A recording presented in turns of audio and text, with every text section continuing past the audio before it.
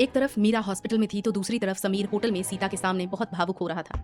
तुम जो कहोगी मैं वो मानूंगा सीता, हमें किसी और रिश्ते की जरूरत नहीं है, तुम बस मुझे अपना दोस्त मान लो, बस दोस्त, प्लीज मुझे और आर्यन को अलग मत करना, समीर ने बेहद भावुक होकर कहा। सीता उसकी बात सुनकर गहरी सोच में डूब गई। उसे समझ आ गया था कि आर्यन का उससे दूर होने का कारण यही शख्स है। समीर को अपनी जिंदगी से निकालना अब आसान नहीं था। अगर समीर खुद भी उनसे दूर जाना चाहे तो आर्यन उसे जाने नहीं देगा। आर्यन के नन्हे दिल में समीर अपनी जगह बहुत गहरी कर चुका था। सीता ने एक लंबी सांस ली और कहा, समीर मैं आपको दो विकल्प देती हूँ, आप हमारे साथ रह सकते हैं, सिर्फ एक दोस्त की तरह, याद रखिए सिर्फ दोस्त। आप हमारे साथ उम्र भर रह सकते हैं, लेकिन एक शर्त पर, मुझे ये अमीरों वाली जिंदगी बिल्कुल पसंद नहीं है और ना ही कभी होगी। उसने आगे कहा। सीता ने आगे कहा, आप कल जिस हाल में हमारे घर आए थे आपको हमेशा वैसे ही रहना होगा। हम यहाँ से जब वापस जाएं तो आप सिर्फ विष्णु बनकर ही हमारे साथ चलें। आपके अंदर समीर मल्होत्रा की परछाई भी नहीं दिखनी चाहिए। अगर आप अपने परिवार और इस मल्होत्रा ग्रुप से सारे रिश्ते तोड़कर मेरे साथ आने को तैयार हैं तभी आप हमारे साथ चल सकते हैं। अगर आप ऐसा नहीं कर सकते तो प्लीज आर्यन को किसी तरह समझा दीजिए और हमारी जिंदगी से हमेशा के लिए चले जाइए। सीता ने अपनी बात खत्म की। ये सुनकर समीर सन्न रह गया। वो समझ नहीं पा रहा था कि क्या जवाब दे। समीर जो अब तक विष्णु के रूप में इस परिवार का हिस्सा था, उसे आज सब छोड़ने को कहा जा रहा था। समीर ने कुछ देर सोचा और फिर एक दृढ़ फैसला लिया। उसने कहा, ठीक है सीता, मुझे तुम्हारी शर्त मंजूर है, लेकिन याद रखना तुम अपनी बात से पलटोगी नहीं। तुम मुझे दोस्त मानो या ना मानो मुझे फर्क नहीं पड़ता, पर मेरे और आर्यन के बीच, हमारे इस रिश्ते के बीच तुम कभी नहीं आओगी। सीता दंग रह गई। उसने सोचा था कि इतनी बड़ी शर्त सुनकर समीर कभी राजी नहीं होगा और इसी बहाने वो उसे छोड़कर चली जाएगी, पर किस्मत को कुछ और ही मंजूर था। समीर ने कहा, हैरान क्यों सीता, तुम्हें लगा था मैं तुम्हारी शर्त नहीं मानूंगा? मुझे अभी अपनी पुरानी यादें वापस नहीं आई है। शायद अगर आ गई होती तो मैं मना कर देता, पर इस वक्त मैं आर्यन को नहीं छोड़ सकता। मैं उसे जान से बढ़कर प्यार करता हूँ और ये सच है सीता, मुझे इसे कभी इसे झूठ मत समझना। उसने अपनी बात जारी रखकर कहा, अगर मुझे सब याद होता तो मैं तुम्हें समझाने की कोशिश करता, पर अभी उसकी जरूरत ही नहीं है। तुम्हें बस यही चाहिए ना कि मैं अपना परिवार छोड़ दूं? ठीक है, मुझे मंजूर है। सीता ने अंत में उसने सीता की आंखों में देखकर कहा, मैंने अपना फैसला सुना दिया है, अब सोचना तुम्हें है। क्या तुम अपने फैसले पर टिकी रहोगी? एक बार फिर सोच लो। इतना कहकर वो आर्यन से मिलने चला गया। समीर जानता था कि सीता रिश्तों को कितनी अहमियत देती है, इसलिए उसे पूरा यकीन था कि वो उसे उसके परिवार से कभी अलग नहीं करेगी, पर उसे ये भी एहसास था कि सीता के मन में कोई कश्मकश चल रही है। आर्यन के लिए समीर का ऐसा निस्वार्थ प्यार देखकर सीता की आंखें भर आई थी। उसने सोचा, क्या मुझे ऐसा नहीं कहना चाहिए था? पर उसने तुरंत खुद को संभाला और सोचा, देखते हैं वो कब तक ऐसे रह पाते हैं। मेरा मन साफ है तो कुछ गलत नहीं होगा। फिलहाल जाकर उस नन्हे शैतान को देखती हूँ। वो कमरे से बाहर आ गई। तभी एक वेटर दौड़कर आया और पूछा, मैम क्या मैं आपकी मदद कर सकता हूँ? होटल के स्टाफ के लिए सीता उनकी बॉस की पत्नी थी, इसलिए वे उसे पूरा सम्मान दे रहे थे। सीता ने पूछा, क्या आपको पता है समीर कहाँ गए हैं? वेटर उन्हें किड्स जोन की तरफ ले गया। अंदर समीर आर्यन के पास जाकर मुस्कुराते हुए बोला, आर्यन सर, मुझे आपसे कुछ बात करनी है, क्या मुझे आपका थोड़ा सा समय मिल सकता है? आर्यन ने अपना खेल छोड़ दिया और समीर के पास आकर तमीज से बैठ गया। उसने कहा, बोलिए डैडी। कहते ही उसने अपनी जीभ दांतों तले दबा ली और डरते हुए आसपास देखा।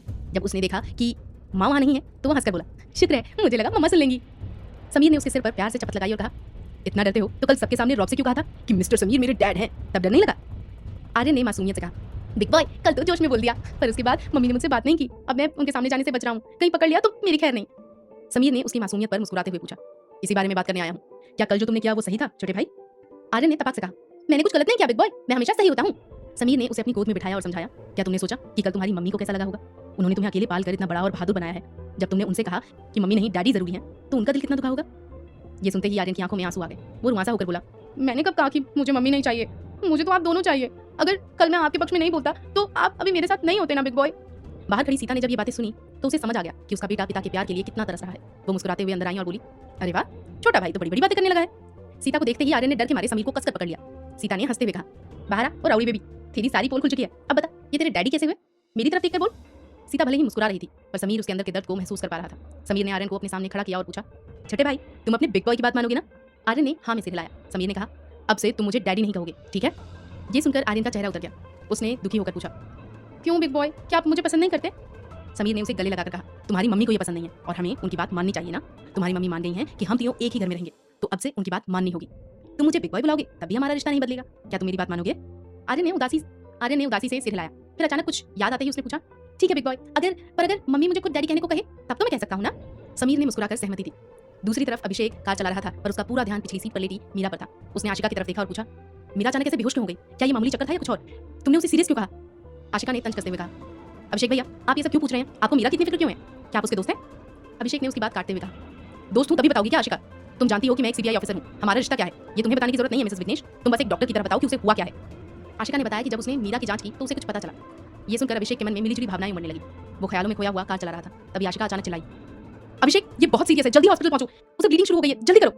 अभिषेक ने पीछे मुड़कर देखा तो मीरा के पैरों के पास खून दिख रहा था। वो बुरी तरह घबरा गया। उसने तुरंत खुद को संभाला और एक्सेलरेटर पर पैर रखकर कार की रफ्तार बढ़ा दी। मीरा को हॉस्पिटल ले जाया जा रहा था। दूसरी तरफ विवान मल्होत्रा पर जैसे दुखों का पहाड़ टूट पड़ा था। अवनी की जुदाई का दर्द वो सह नहीं पा रहा था और दम बुलाने के लिए पूरी तरह शराब में डूब चुका था। ऊपर से उसे ये भी पता चला कि उसके सगे मामा रंजीत ने बरसों तक अपने दोस्त की सच्चाई छुपा कर रखी। रंजीत मामा विवान के बहुत करीब थे, फिर भी उन्होंने इतना बड़ा राज उससे क्यों छुपाया? विवान को लगा कि इन सब सवालों के जवाब सिर्फ रंजीत मामा ही दे सकते हैं। उसने लड़खड़ाते हाथों से अपना मोबाइल उठाया और मामा को फोन लगाया, लेकिन रंजीत का फोन इस वक्त कृष्णा के पास था। विवान का कॉल आते ही कृष्णा ने गुस्से में फोन उठाया और चिल्लाया, अब मामा को क्यों फोन कर रहे हो? मेरा दिमाग पहले ही खराब है। अगर तुम सामने आए तो मैं इंसानियत भूल जाऊंगा। फोन रखो, पागल कहीं के। इतना कहकर उसने फोन काट दिया और बुदबुदाया, खुद को राक्षस कहता है, इसे तो पागल कहना ही सही होगा। कृष्णा ने आज से पहले कभी विवान से बदतमीजी नहीं की थी। वो हमेशा उसका सम्मान करता था, लेकिन अब कृष्णा का गुस्सा सातवें आसमान पर था। शादी के हफ्ते भर के अंदर ही अगर कोई लड़की अपने पति को छोड़कर भाग जाए तो वो पति कितना बड़ा जालिम होगा। ये सोचकर कृष्णा को अपने भाई पर घिन आ रही थी। समीर और मीरा की शादी के बाद समीर ने कभी मीरा को परेशान नहीं किया था, वो उसकी आजादी में दखल नहीं देता था। वहीं दूसरी ओर कृष्णा और पवित्रा का रिश्ता भी सबके सामने था और राजेश्वरी ने उसे स्वीकार कर लिया था। कृष्णा पवित्रा की हर इच्छा का सम्मान करता था, लेकिन विवान का ऐसा क्रूर व्यवहार देख कृष्णा का खून खौल रहा था। विवान उलझन में था कि रंजीत मामा का फोन कृष्णा ने क्यों उठाया। उसने बड़बड़ाते हुए कहा, ये कृष्णा मामा का फोन क्यों उठा रहा है? लगता है अब किसी में भी मेरा डर नहीं रहा, और मैं इस हालत में ना होता तो तुम्हें से कोई जिंदा नहीं बचता। विवान फिर अपनी को याद करके तड़पने लगा, मुझे तुम्हारी जरूरत है अपनी, मैं तुम्हारे बिना क्या करूंगा? तुमने मुझे ऐसा बना दिया, मैं एक बेबस इंसान।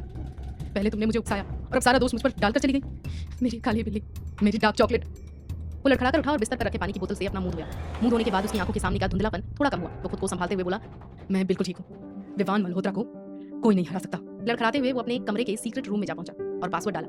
पासवर्ड था अवनी। अगर उसने एक बार भी अवनी के साथ सीधे लफ्जों में कह दिया होता कि वो उससे कितना प्यार करता है तो शायद आज ये नौबत नहीं आती। विवान ने जैसे ही उस सीक्रेट रूम का दरवाजा खोला, अंदर घना अंधेरा था। उसने दीवार पर हाथ फेरकर लाइट चालू की। अंदर जाते ही दीवार पर लगी एक बहुत बड़ी तस्वीर ने उसका स्वागत किया। तस्वीर में अवनी चश्मा लगाए, बालों में तेल डाले, सादे सूट में एक फाइल पकड़े हल्की मुस्कान के साथ बैठी थी। उस फोटो के चारों तरफ सुनहरी छोटी छोटी लाइटें जगमगा रही थी, जिससे वो तस्वीर जादुई लग रहा था। उस कमरे में अवनी की ढेरों तस्वीरें थी। कहीं वो गलती करने के बाद मासूमियत से देख रही थी, कहीं पेन मुंह में दबाकर कुछ सोच रही थी, तो कहीं अपने बालों से खेल रही थी। लेकिन सबसे खास तस्वीर वो थी जिसमें अवनी गिर रही थी और विवान ने उसकी कमर पकड़कर उसे संभाला था। वो उनकी कंपनी की तस्वीर थी जब अवनी पहली बार उससे कुछ पूछने आई थी और बाहर जाते वक्त उसका पैर फिसल गया था। उस फोटो में अवनी की आंखों में हैरानी थी और विवान की आंखों में बेपनाह प्यार। विवान को अपनी जुबान से प्यार जताने की जरूरत नहीं थी। अगर वो अवनी को एक बार इस कमरे में ले आता तो वो खुद सब समझ जाती। कमरे का बिस्तर भी खास था, जिस पर बिछी चादर और तकियों पर अवनी की तस्वीरें छपी हुई थी। विवान उस बिस्तर पर गिर पड़ा और अवनी की ओढ़नी को अपनी आंखों पर रखकर उसे महसूस करने लगा। बाहर से पत्थर दिखने वाला ये इंसान अंदर से मोम की तरह पिघल रहा था। दूसरी तरफ अवनी एक दुकान पर रंजीत पर चिल्ला रही थी। वो सीधी सादी अवनी अब बदल चुकी थी। अब वो एक शेरनी बन गई थी। उसने गुस्से में कहा, सर आप मुझे बुर्का पहनाकर छिपने के लिए क्यों कह रहे हैं? मुझे किसी से डर नहीं लगता और कोई मुझे छू भी नहीं सकता। रंजीत ने उसे समझाते हुए कहा, बेटा मैं तुम्हारे लिए डैड जैसा हूँ और अपने डैड की बात मानो। इसे पहन लो ताकि हम किसी सुरक्षित जगह जा सके। विवान चुप नहीं बैठेगा, वो तुम्हें पागलों की तरह ढूंढता रहेगा। अवनी ने तंज कसते हुए कहा, आपको क्या लगता है सर, क्या वो आवाज देगा और मैं दौड़ती हुई उसके पास चली जाऊंगी? ये बुर्का पहनना मेरे बस की बात नहीं, बहुत घुटन होती है इसमें। रंजीत ने भावुक होकर कहा, मैं बस इतना चाहता हूँ कि तुम अपनी जिंदगी सुकून से जियो, प्लीज मेरी बात मान लो बेटा। अवनी ने और बहस नहीं की और बुर्का पहनकर बाहर आ गई। रंजीत ने भी भेष बदल लिया था ताकि उन्हें कोई पहचान ना सके। वे बस बदल कर नागपुर पहुंचे और वहां से एक छोटे से गांव की ओर निकल पड़े। रास्ते भर अपनी मन ही मन विवान को कोस रही थी, आपके भांजे ने मेरी जो हालत की है उससे तो मुझसे ठीक से बैठा भी नहीं जा रहा। ऊपर से ये मेरे पिता बनकर मुझे किसी मुजरिम की तरह छुपा कर ले जा रहे हैं। क्या मैं चली गई तो कोई दूसरी लड़की नहीं मिलेगी? जंगली कहीं की पूरे शरीर पर जख्म दे दी, देख लूंगी तुझे एक दिन। गांव पहुंचकर रंजीत एक छोटी सी झोपड़ी के पास रुके और चाबी दिखाते हुए बोले, आओ बेटा ये हमारा नया घर। अवनी ने झोपड़ी देखकर नखरे से कहा, अच्छा तो आप मुझे इस टूटे घर में महारानी की तरह रखने वाले थे? मुझे यहाँ रहने में कोई दिक्कत नहीं है, मैं पली ही झोपड़ी में हूँ, बस आपका ये ड्रामा मुझे समझ नहीं आ रहा। उसने बुर्का उतारकर बाथरूम की तरफ जाने की कोशिश की। रंजीत ने उसे रोका और चूल्हे पर गर्म पानी चढ़ाया। उसने बड़े प्यार से कहा, बेटा गर्म पानी से नहा लो, ठंडे पानी से तबीयत खराब हो जाएगी। अवनी ने उन्हें बेबसी से देखा और नहाने चली गई। रंजीत अपनी दोस्त पार्वती और अतुल को याद करते हुए सोचने लगे, मैं तुम्हारी बेटी का ख्याल बिल्कुल वैसे ही रख रहा हूँ जैसे शायद तुम रखती। तुम हमें छोड़कर क्यों चले गए? जब तुम लोग होते तो हमारी बच्ची की जिंदगी इतनी खराब नहीं होती। उन्होंने सोचा कि उनकी बेटी इतनी खूबसूरत है, फिर उसने खुद को ऐसे क्यों बना रखा है? उन्हें पता नहीं था कि उनकी दूसरी बेटी मीरा इस वक्त अस्पताल में अनाथों की तरह पड़ी है। कार में जाते समय अचानक आशिका चिल्लाई, अभिषेक ये बहुत सीरियस है, जल्दी हॉस्पिटल पहुंचो, उसे ब्लीडिंग शुरू हो गई है, जल्दी करो। अभिषेक ने पीछे मुड़कर देखा तो मीरा के पैरों के पास खून देखकर वो बुरी तरह घबरा गया। उसने तुरंत खुद को संभाला और एक्सेलरेटर पर पैर रखकर कार की रफ्तार बढ़ा दी। कार बिजली की गति से अस्पताल की ओर दौड़ी। कार चलाते हुए अभिषेक ने फिर से पूछा, मीरा को क्या हुआ है आशिका? उसे अचानक ब्लीडिंग क्यों हो रही है? क्या कोई और पुरानी बीमारी है? आशिका ने बिना कोई विस्तार दिए बस इतना कहा, मैंने कहा ना मामला गंभीर है, उसे तुरंत अस्पताल ले जाना होगा। अभिषेक ने फिर कुछ नहीं पूछा और अपना पूरा ध्यान ड्राइविंग पर लगा दिया। ट्रैफिक सिग्नलों को चीरते हुए वो अस्पताल पहुंचा। आशिका ने पहले ही खबर कर दी थी, इसलिए स्ट्रेचर तैयार था। अभिषेक ने मीरा को गोद में उठाकर स्ट्रेचर पर लिटाया। उसके हाथ मीरा के खून से सने थे, पर उसे घिन नहीं आई, बल्कि उसे मीरा के लिए बुरा लग रहा था। मीरा को सीधे आईसीयू में ले जाया गया। आशिका अंदर गई और इलाज शुरू किया। बाहर नर्सों की आपाधापी मची थी। अभिषेक का सब्र जवाब दे गया। उसने एक नर्स को रोका और अधिकार से पूछा, सिस्टर रुकिए, पहले ये बताइए कि उसे हुआ क्या है? आप लोग इतनी भगदड़ क्यों मचा रहे हैं? कुछ बताएंगे तभी तो पता चलेगा। अभिषेक की वर्दी का रौब देखकर नर्स सहम गई और बोली, सर उनका ब्लड प्रेशर अचानक बहुत बढ़ गया है, जिसकी वजह से एबनॉर्मल ब्लीडिंग हो रही है। अगर ये जल्दी काबू में नहीं आई तो स्थिति बहुत खतरनाक हो सकती है। डॉक्टर इलाज कर रहे हैं, आप थोड़ा इंतजार कीजिए। नर्स की बात सुनकर अभिषेक ने चैन की सांस ली। उसे लगा ये तो उतनी बड़ी बात नहीं है, फिर आशिका इतना शोर क्यों मचा रही थी? वो हाथ धोकर वापस बैठ गया। कुछ घंटों बाद आशिका बाहर आई। अभिषेक को वहां बैठ देख वो चिढ़ गई, ये अभी तक यहाँ क्यों बैठा है? उसने उसे अनसुना किया और अपने केबिन की ओर चली गई। अभिषेक उसके पीछे पीछे गया और बोला, जिस मरीज को मैं लेकर आया हूँ उसके बारे में बिना बताए आप जा रही हैं मिसेस विघ्नेश, ये क्या बात हुई? आशिका ने तेवर दिखाते हुए कहा, मिस्टर अभिषेक आप शायद भूल रहे हैं कि वो मेरी भाभी है, मुझे सिर्फ अपने परिवार को जानकारी देनी है, आपको बताना जरूरी नहीं है। इतना कहकर वो अंदर चली गई। अभिषेक भी पीछे पीछे कमरे में घुस गया। अंदर विघ्नेश और आशिका किसी बात पर चर्चा कर रहे थे। अभिषेक ने गरजते हुए पूछा, अब बताओगे कि मीरा को हुआ क्या है? आशिका ने झुंझलाकर कहा, सर आपको समस्या क्या है? वो बहुत ज्यादा स्ट्रेस में थी जिससे ब्लीडिंग शुरू हो गई। उसी को रोकने के लिए हमें जल्दबाजी करनी पड़ी। अभिषेक फिर भी अड़ा रहा, क्या ये उनके पीरियड्स की वजह से हुआ है? आशिका ने उसे अजीब नजरों से देखा और समझ गई अगर इसे साफ साफ जवाब नहीं दिया तो ये टलेगा नहीं। उसने बात घुमाते हुए कहा, ब्लड प्रेशर के बढ़ने से उनके हार्मोन्स बिगड़ गए हैं और वो एक तरह के सिंड्रोम से जूझ रही हैं। अब वो खतरे से बाहर है, आप जा सकते हैं। अभिषेक तसल्ली पाकर वहां से चला गया। अभिषेक के जाते ही आशिका विघ्नेश पर बरस पड़ी। विघ्नेश, तुम मुझे घर चलने के लिए कैसे कह सकते हो? तुम्हें क्या हक है मुझे वहां बुलाने का? विघ्नेश ने तंगा कर कहा, पागल मत बनो आशिका, हमारी शादी हो चुकी है और पत्नी का घर उसके पति का घर होता है। अब तक तुम बहाने बनाती रही और मैं चुप रहा, पर अब लावण्या और मैं कब तक अकेले रहेंगे? वो दिन भर लैब में रहती है, हमें उसकी शादी के लिए लड़का भी ढूंढना है। क्या भाभी होने के नाते तुम्हारी कोई जिम्मेदारी नहीं है? आशिका भावुक हो गई। विघ्नेश, तुम मुझे चोट पहुंचा रहे हो। क्या तुम्हें दिख नहीं रहा कि मल्होत्रा परिवार इस वक्त किस मुश्किल से गुजर रहा है? विवान भाई की हालत खराब है, अपनी भाभी और रंजीत मामा गायब है। ऐसे में मैं कैसे अपनी खुशी देख सकती हूँ? मैंने इसलिए कहा था कि तुम अपने घर रहने आ जाओ। इसलिए मैंने तुमसे कहा था कि तुम हमारे घर रहने आ जाओ, पर तुम अपनी ईगो बीच में ले आते हो। विघ्नेश चिल्लाया, तुम्हें समझाना बेकार है। आज के बाद मैं तुमसे बात नहीं करूंगा और ना ही तुम्हारे घर आऊंगा जब तक तुम खुद नहीं आती। इतना कहकर वो वहां से निकल गया। दूसरी तरफ मीरा ने जब आंखें खोली तो उसे पेट में असहनीय दर्द हो रहा था। नर्स तुरंत आशिका को बुलाने गई। आशिका गुस्से में बैठी थी। नर्स ने कहा, मैम पेशेंट को होश आ गया है। आशिका ने रूखा जवाब दिया, किसी और डॉक्टर को भेजो, मेरा मन उसका चेहरा देखने का भी नहीं है। आशिका को पता था कि विघ्नेश अपनी जगह सही है, पर वो परिवार को भी नहीं छोड़ पा रही थी। वो उलझन में वहीं बैठी रही। नर्स दूसरी डॉक्टर को लेकर मीरा के पास गई। मीरा ख्यालों में खोई हुई थी। अगर रंजीत मामा के दोस्त अतुल मेरे असली पिता है तो मेरी माँ कौन है? जो डॉक्टर मीरा का चेकअप करने आई थी उसके चेहरे पर कोई मुस्कान नहीं थी। उसने रॉबर्ट की तरह पूछा, दर्द कैसा है मीरा? मीरा ने बस सिर हिलाया। डॉक्टर ने उसे झड़कते हुए कहा, तुमने अब तक बहुत ज्यादा बर्थ कंट्रोल पिल्स का इस्तेमाल किया है। ये ओवर ब्लीडिंग उसी का साइड इफेक्ट है। तुम पढ़ी लिखी होकर भी इतनी बड़ी बेवकूफी कैसे कर सकती हो? मीरा खामोश रही। उसे अपनी ही हरकतों पर घिन आने लगी। डॉक्टर ने कहा, तुम्हें एक हफ्ता बेड रेस्ट करना होगा। ये गोलियां तुम्हारे शरीर को खोखला कर रही हैं। हमने तुम्हारे लिए एक नर्स नियुक्त की है। डॉक्टर के जाने के बाद मीरा ने आंखें मूंद ली। उसे लगा कि ये उसके पापों की सजा है। हैरानी की बात यह थी कि मीरा अस्पताल में अकेले पड़ी थी। राजेश्वरी या परिवार का कोई और सदस्य उसे देखने नहीं आया। यहाँ तक कि आशिका ने भी अपना फर्ज निभाने के बाद उसकी ओर मुड़कर नहीं देखा। उधर हवेली में पवित्रा ने राजेश्वरी को चाय देते हुए कहा, माँ आप रंजीत मामा से नाराज मत होइए, शायद उनकी कोई मजबूरी रही होगी। मीरा दीदी आपके भाई के दोस्त की बेटी है, ये तो खुशी की बात होनी चाहिए ना, आप इतनी उदास क्यों हैं? राजेश्वरी ने ठंडी सांस ली। बेटा मुझे बस ये यकीन नहीं हो रहा कि मेरे भाई ने मीरा को क्यों अपनाया, और अगर मीरा को उसने पाला होगा तो वो इतनी शातिर कैसे निकल सकती है? पवित्रा ने समझाया, माँ पिछले 2 दिनों में वो काफ़ी बदली हुई लगी। अगर कोई अपनी गलती सुधारना चाहता है तो हमें उसे मौका देना चाहिए। वो अस्पताल में अकेली है, क्या हमारा फर्ज नहीं बनता कि हम उन्हें जाकर देखें? राजेश्वरी को अपनी गलती का एहसास हुआ और वो मीरा से मिलने के लिए अस्पताल जाने के लिए तैयार हो गई। 2 दिन बीत चुके थे। अवनी के घर छोड़ के जाने की बात पता चलने के बाद विवान मल्होत्रा जिस हाल में अपने कमरे में गिरा था वो अब भी उसी हाल में पड़ा हुआ था। बिना खाने पीने के उसने अपने कमरे का दरवाजा तक नहीं खोला था।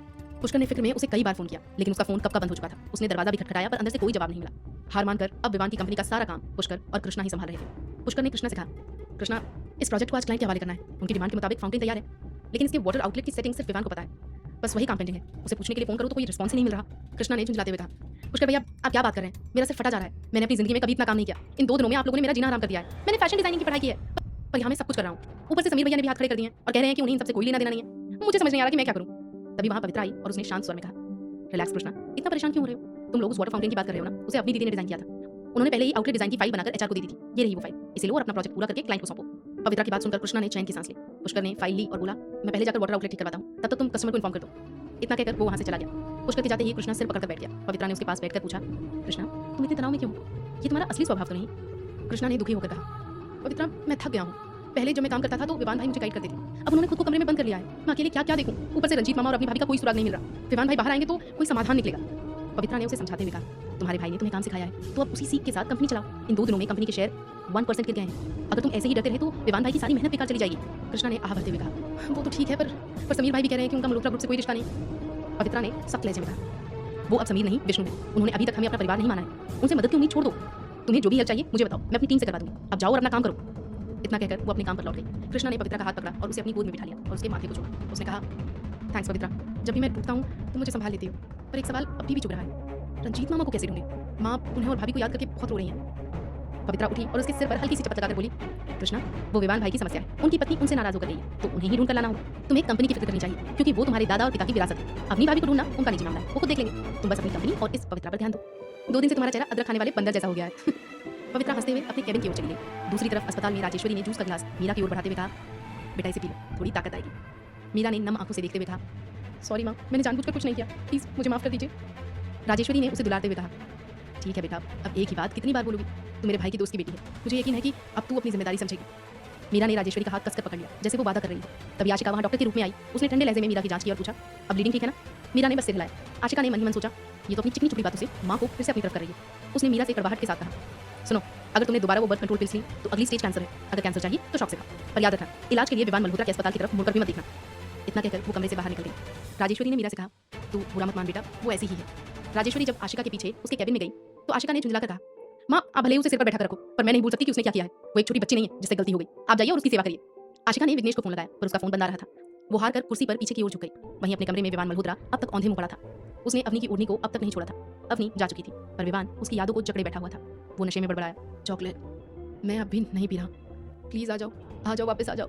तभी उसके अंतर मन ने उसे झिड़का, क्या तेरे ना पीने से वो वापस आ जाएगी? जाकर उसे ढूंढ, उसके पैरों में गिरकर माफी मांग। उसके बिना तेरी जिंदगी का कोई वजूद नहीं है। पर विवान किसी पागल की तरह हट कर रहा था। वो खुद आएगी, मेरी अपनी मेरे लिए वापस आएगी। इन 2 दिनों में उसका हुलिया पूरी तरह बदल गया था। वो रौबदार शख्सियत अब कहीं खो गई थी। बिखरे बाल, बढ़ी हुई दाढ़ी, सिगरेट और शराब से काले पड़ते होंठ और खून की तरह लाल आंखें। उसे देखकर अब कोई नहीं कह सकता था कि वो इस महल का राजा है। वो किसी भिखारी जैसा लग रहा था। वो अवनी की उस चश्मे वाली तस्वीर के पास गया और उसके गालों को सहलाते हुए बोला, काली बिल्ली, तुमने मुझे अपने इसी लुक से अट्रैक्ट किया था। मैं सोचता था कि आज के ज़माने में ऐसी सादी लड़की कौन है। तुम क्यों रो रही थी? तुम्हें क्या परेशानी थी? इसी जिज्ञासा ने मुझे तुम्हारी ओर खींचा। मुझसे गलती हुई अपनी। मुझे पता था कि तुम्हारा किसी लड़के से कोई रिश्ता नहीं है। तुम बहुत अच्छी लड़की हो, पर मेरा पॉजिटिव होना मुझे राक्षस बना देता है। जब तुम किसी और से बात करती थी तो मैं बर्दाश्त नहीं कर पाता था, इसलिए मैंने तुम्हें कड़वे लफ्जों से चोट पहुंचा। गलती हुई है, सब मेरी गलती।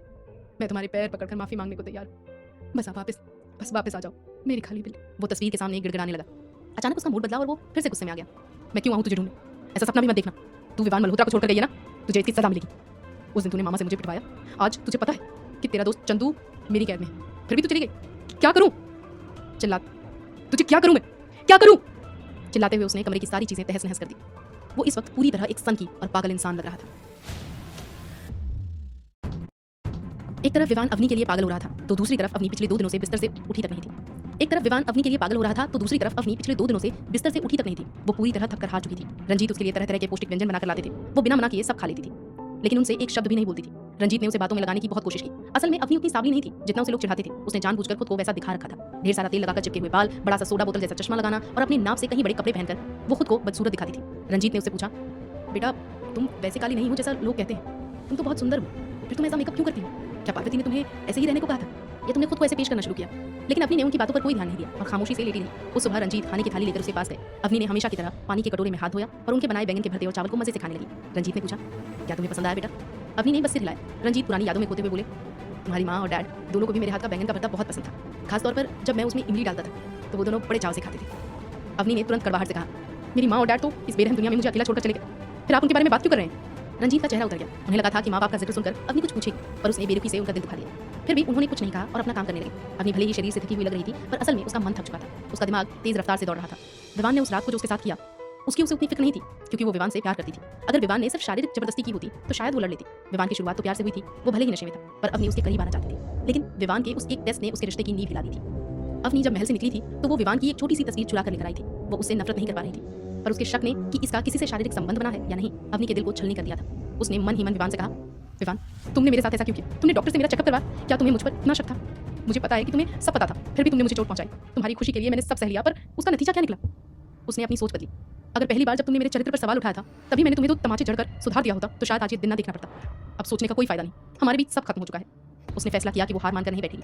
उसे दुनिया को साबित करना था कि अवनी कौन है। एक दृढ़ निश्चय के साथ वो रंजीत के पास गई। इधर विवान के अस्पताल में चल रहे मेडिकल कैंप में सीता मरीजों का इलाज कर रही थी। तभी उसे 2 दिन पहले विष्णु के साथ हुई बातचीत याद आई। 7 दिनों का कैंप था जिसमें से 3 दिन बीत चुके थे। 2 दिनों बाद उन्हें वापस पुणे जाना था और विष्णु ने भी उनके साथ चलने की बात कही थी। विष्णु ने कहा था, सीता मुझे तुम्हारी हर शर्त मंजूर है, बस एक छोटी सी गुजारिश है, क्या हम ये बचे हुए 4 दिन उसी घर में रुक सकते हैं? सीता समझ गई थी कि वो क्या कहना चाहता है, फिर भी उसने अनजान बनकर पूछा, आप कहाँ रुकने की बात कर रहे हैं मिस्टर विष्णु?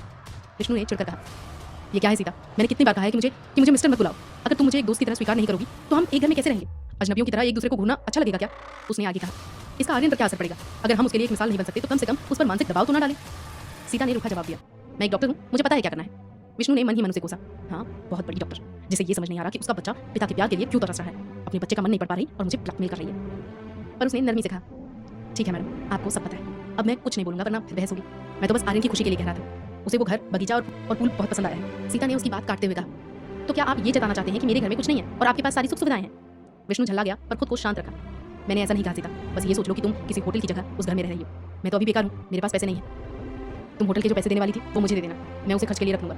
अगर आर्यन कुछ मांगता है तो मुझे उसे मना करना पड़ता है, तो मुझे बहुत दुख होता है। सीता को उसकी हालत पर तरस आ गया और वो मान गई। अभी वो इस बारे में सोच रही थी कि उसकी सहेली कृपा वहाँ आई। कृपा ने पूछा, क्या हुआ मैडम, आपने कहा था कि मल्होत्रा होटल्स में कमरा बुक है, पर वहाँ तो आपके नाम पे कोई बुकिंग है ही नहीं। मैंने विष्णु सीता के नाम से पूछा तो वे ऐसे देख रहे थे जैसे मुझे जानते ही ना हो। सीता ने धीरे से कहा, शुक्र है तुमने समीर नहीं कहा। कृपा चौंक गई। समीर, ये नया किरदार कौन है? सीता ने उसे सारी कहानी चलाई। कृपा की आंखें फटी की फटी रह गई। वो अपनी सीट से उठ खड़ी हुई और चिल्लाई, वो गंजा इतने बड़े होटल्स का मालिक है? सीता ने कहा इतना हैरान मत हो, गूगल पर मल्होत्रा ग्रुप सर्च करके देख लो। कृपा ने पूछा, पर उस विष्णु को इससे क्या लेना देना? सीता ने जवाब दिया, समीर यानी कि विष्णु ही उस कंपनी का सीईओ है। कृपा को तो जैसे दिल का दौरा पड़ते पड़ते बचा। तभी विष्णु आर्यन को लेकर वहां आया। उसे देखते ही अस्पताल का स्टाफ उसे झुककर सलाम करने लगा। ये देखकर कृपा का सिर चकरा गया। विष्णु ने लंच बास्केट आर्यन को दी। आर्यन ने उसे सीता को थमाते हुए कहा, मम्मी हम आपके लिए आपकी पसंद की चिकन बिरयानी और रायता बनाकर लाए हैं, खाकर बताओ कैसी बनी है। सीता ने मुस्कुराकर बास्केट ले ली, पर विष्णु को घूर कर देखा। विष्णु ने उसे अनसुना किया और कृपा से पूछा, कैसी हैं आप मैडम, सफर कैसा रहा? कृपा ने औपचारिकता निभाते हुए कहा, बहुत अच्छा सर। विष्णु ने सीता की तरफ देखकर कृपा से कहा, क्या आपकी सहेली ने सब बता दिया? कृपा मैडम आप उन बातों पर ध्यान मत दीजिए, मुझे हमेशा की तरह विष्णु ही बुलाइए। इतना कहकर वो आर्यन को ले गया। उसके जाने के बाद कृपा ने पूछा, सीता क्या उसे अभी तक कुछ याद नहीं आया? सीता ने गुस्से में कहा, उसे सब याद आ चुका है, पर वो याद ना आने का नाटक कर रहा है, फ्रॉड कहीं का। कृपा ने पूछा, तुम्हें इतना यकीन कैसे है? सीता ने जवाब दिया, पुणे में उसका अंदाज और चाल ढाल अलग थी, यहाँ आकर वो पूरी तरह बदल गया। वहाँ उसकी आंखों में एक मासूमियत थी, पर अब उसकी आंखें बिल्कुल अलग हैं। सीता की फ्रेंड कृपा ने जब विष्णु के बारे में असलियत जाना तो वो हैरान थी। वहीं दूसरी तरफ अवनी रंजीत को ढूंढते हुए उनके पास आई और उनके सामने बैठ गई। रंजीत, जो अब तक अवनी की बेरुखी और तीखी बातों के आदी हो चुके थे, उसे खुद चलकर पास आता देख हैरान रह गए। उन्होंने बड़े प्यार से पूछा, बेटा क्या तुम्हें कुछ चाहिए?